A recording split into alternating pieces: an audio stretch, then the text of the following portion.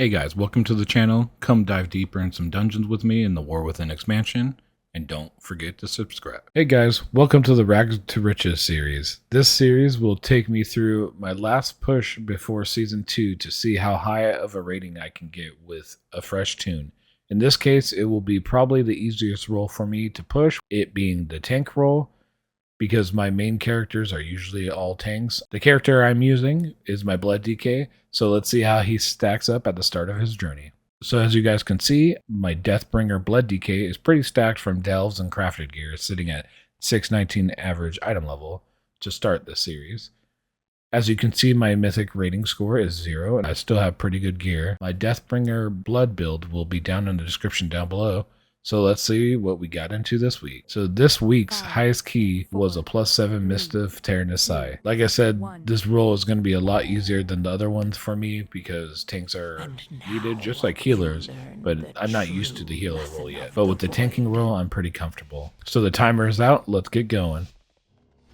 Luckily here we had a herbalist as we were able to get through the thorn wall. If I remember correctly, you do need a Tauren, Night Elf, Druid, or herbalist to be able to use these doors. Just FYI for your groups if you're trying to min-max or anything, or if you need to know if you can or can't go through it. I believe those are the classes and specs and stuff that need it. So first pull, smaller but pretty standard, just smallies onto first pack. We made a quick work of it and moved on fast. Luckily with enough grips, I can interrupt a lot of these casts. So going to this next pull, a lot of people skip it because we don't have any reliable way to skip them. I decided to pull them using my grips and to try to keep them stacked as good as possible. With this damage, we're able to move pretty fast, and small things being done like the pally running up and starting the RP for the two big bramble guys was nice, but for some reason the rogue didn't know about the second thorn door here. Then we were ready for the boss.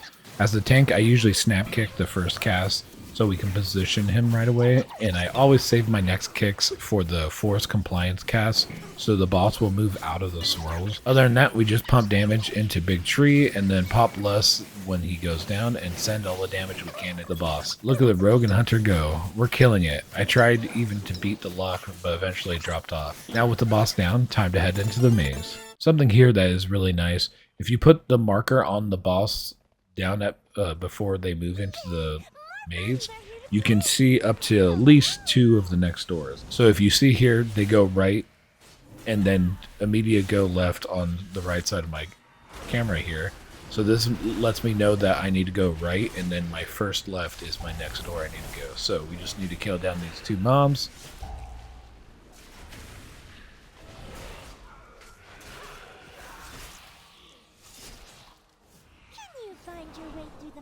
Then next moved into this room on the right and killed down this pack. And the second pack has a shaper, so make sure to kick the bramble cast as much as you can.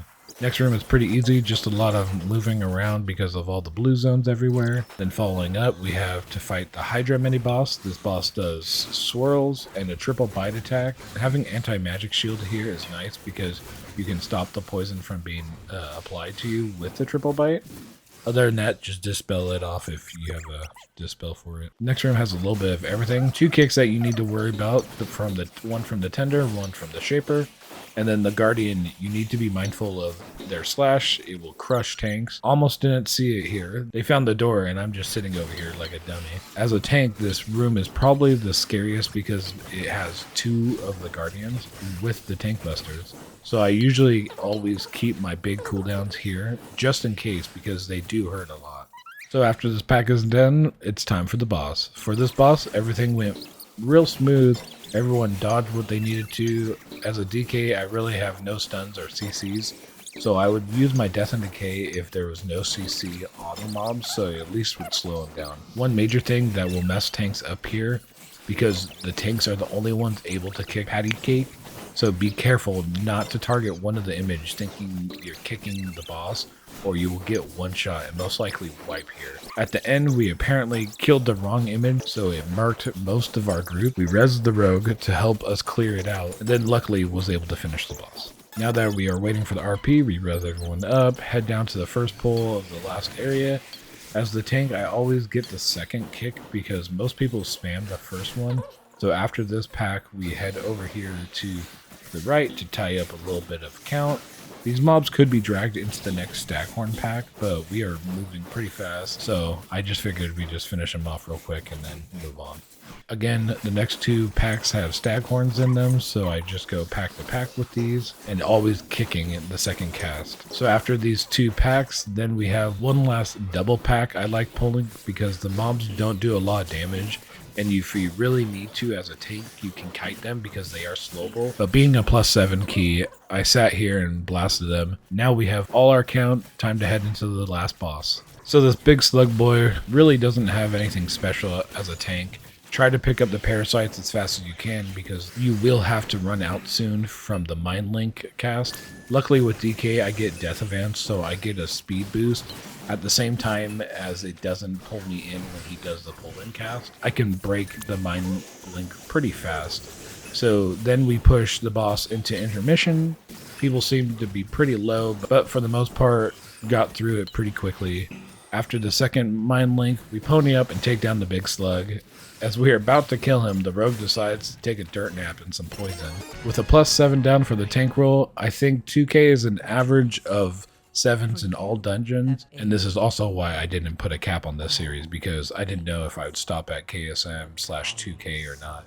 But with this guy, he probably will go a lot higher. Healed we'll see. So after the key this week, let's see where we stand with our rating. Like with all 3 rolls, I attempted to do 4 keys. This character only timed 3, which even only timing 3, because I was able to do higher keys as a tank, I'm sitting at a score of 786. Not too shabby for 3 timed keys. Now let's see what this week brought me for gear. Big bucks, no whammies.